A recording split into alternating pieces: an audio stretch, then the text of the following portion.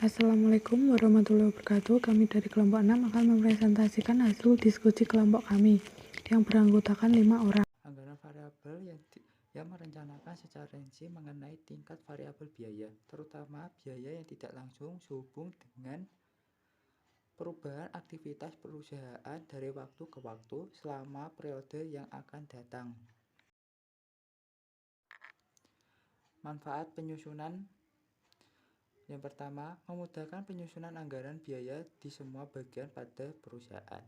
Yang kedua, memudahkan manajer mengetahui tingkat biaya dan tingkat ditanggung pada suatu tingkat kegiatan tertentu. Yang ketiga, sebagai alat yang dapat dipakai dalam mempersiapkan performance report. Syarat penerapan. Yang pertama, kegiatan bagian yang bersangkutan lebih banyak bersifat pengulangan atau respektif. Yang kedua, terdapat bermacam-macam biaya yang bersifat heterogen.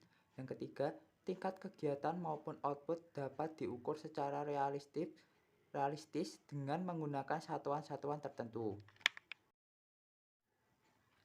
Bentuk-bentuk anggaran variabel.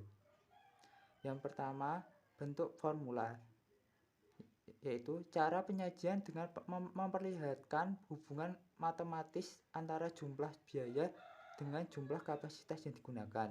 Yang kedua, bentuk tabel, yaitu disajikan dalam bentuk kelipatan tertentu dari relevant rates sehingga dapat dilihat besar biaya total pada masing-masing pos tingkat output. Yang ketiga, bentuk grafis, digambarkan dalam bentuk grafis secara jelas output dengan biaya yang terjadi pada tingkat output. Terdapat 3 jenis biaya. Yang pertama yaitu biaya tetap, merupakan biaya yang cenderung tidak mengalami perubahan secara total dalam jangka pendek meskipun terdapat perubahan pada volume kegiatan. Yang kedua yaitu biaya variabel, biaya yang jumlahnya berubah secara proporsional mengikuti perubahan volume kegiatan. Yang ketiga yaitu biaya semi variabel, biaya yang berubah-ubah namun perubahannya tidak sebanding dengan volume kegiatan. Selanjutnya yaitu metode penentuan perilaku biaya. Terdapat 3 metode. Yang pertama yaitu metode diagram pencar, metode titik tertinggi titik terendah. Yang ketiga metode analisis regresi linier. Metode diagram pencar yaitu dalam metode ini melakukan pemisahan biaya semi variabel. Yang pertama kali dilakukan yaitu pengumpulan data dari sejumlah biaya-biaya masa lalu pada berbagai tingkat kegiatan. Data tersebut kemudian digambarkan ke dalam grafis 2 sumbu, yakni sumbu vertikal atau Y, sedangkan sumbu horizontal atau X untuk menggambarkan tingkat kegiatan. Kelebihan dalam penggunaan metode pencar ini yaitu mudah, cepat, dan taksiran fungsi biayanya cukup teliti karena keseluruhan hubungan antara biaya dari kegiatan dipertimbangkan. Kelemahan dari penggunaan metode ini adalah bergantung pada judgement analisis karena harus memilih secara visual ketepatan garis yang terbaik. Yang selanjutnya yaitu metode titik tinggi titik terendah.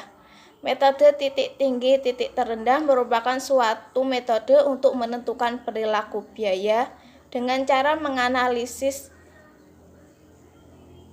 biaya masa lalu pada volume kegiatan tertinggi dan volume kegiatan terendah.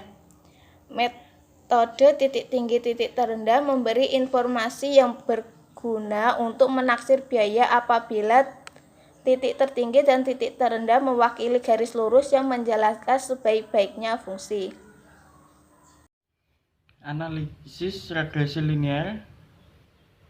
Metode analisis regresi linier memisahkan biaya semi variabel atau campuran dengan menggunakan model matematika yang biasanya diterapkan di dalam bidang statistika.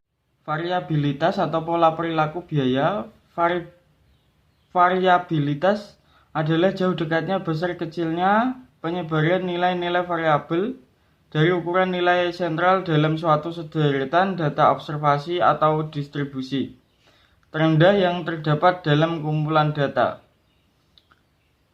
Pola perilaku biaya atau cost behavior merupakan istilah untuk menjelaskan perubahan biaya seiring dengan perubahan output atau suatu pola yang menggambarkan bagaimana jumlah biaya bervariasi atas perubahan aktivitas bisnis. Fungsi biaya. Biaya berfungsi untuk menjamin kelancaran aktivitas operasional. Tanpa adanya biaya, maka hal-hal yang diperlukan perusahaan tidak akan terpenuhi sehingga mampu menghambat proses reproduksi atau operasional perusahaan. Fungsi lain dari biaya adalah untuk menghitung harga pokok penjualan atau HPP. Sifat dan ciri biaya.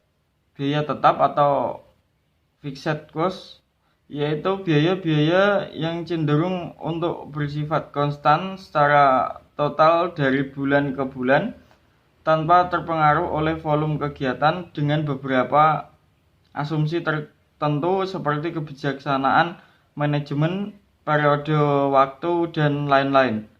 Biaya-biaya yang termasuk kategori biaya tetap ini di antara lain adalah gaji, pajak kekayaan, asuransi, penyusutan atau kecuali yang menggunakan performance method. Biaya variabel atau variable cost, yaitu biaya-biaya yang secara total selalu mengalami perubahan, di mana perubahan itu searah dan sebanding dengan perubahan tingkat kegiatan. Dalam hal ini, tingkat kegiatan perusahaan dinyatakan dalam satuan aktivitas atau activity base, seperti jam buruh langsung atau DLH, jam mesin atau DMH, dan unit barang atau kilogram, liter, dan lain-lain. Biaya-biaya yang termasuk kategori biaya variabel antara lain biaya bahan mentah langsung, biaya tenaga kerja langsung, tenaga atau power. Biaya semi variabel atau semi variable cost, yaitu biaya-biaya yang tidak bersifat tetap tetapi tidak pula bersifat variabel. Biaya ini mengalami perubahan tetapi tidak sebanding dengan perubahan tingkat kegiatan. Biaya-biaya yang termasuk kategori biaya semi variabel antara lain adalah biaya tenaga kerja tak langsung, biaya pemeliharaan, biaya peralatan, biaya bahan mentah tak langsung, dan lain-lain. Pemilihan satuan kegiatan harus menunjukkan hubungan yang betul-betul kuat antara biaya dengan tingkat kegiatan. Bila tidak, maka analisa variabilitas biaya tidak berguna dalam pemilihan satuan kegiatan. Ada beberapa kriteria yang harus diperhatikan antara lain: A. Satuan kegiatan harus mudah dipahami dan diterima. B. Sebuah kegiatan harus mampu menunjukkan atau mengukur naik turunnya tingkat kegiatan yang disebabkan dan naik turunnya biaya. C. Satuan kegiatan hendaknya sekecil mungkin dipengaruhi oleh faktor-faktor variabel yang lain selain output dan tingkat kegiatan. Penentu relevant range. Relevant range adalah suatu internal yang dinyatakan dengan tingkat output tertentu, di mana anggaran variabel yang bersangkutan masih dapat dipakai atau masih berlaku.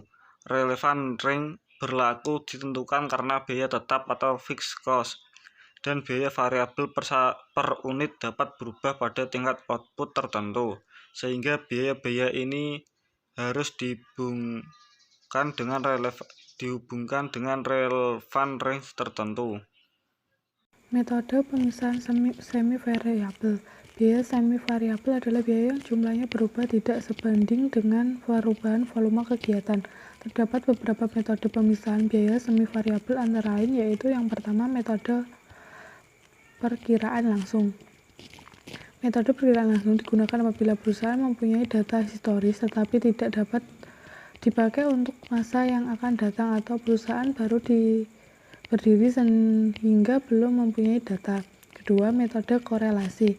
Menitik beratkan pada data masa lampau dengan menggunakan salah satu alat analisis statistik. Ketiga, metode biaya terjaga. Metode biaya terjaga dalam dunia nyata sulit diterapkan karena tidak beroperasinya pabrik selama menjaga biaya tetap merugikan perusahaan. Keempat, metode titik tertinggi dan titik terendah merupakan metode untuk memisahkan biaya semi variabel menjadi biaya variabel dan biaya tetap dengan cara mencari selisih antara tingkat biaya dan satuan tertinggi dengan tingkat biaya dan satuan terendah. Penyusunan anggaran dalam perencanaan laba. Perencanaan laba dalam menyusun anggaran laba rugi menggunakan metode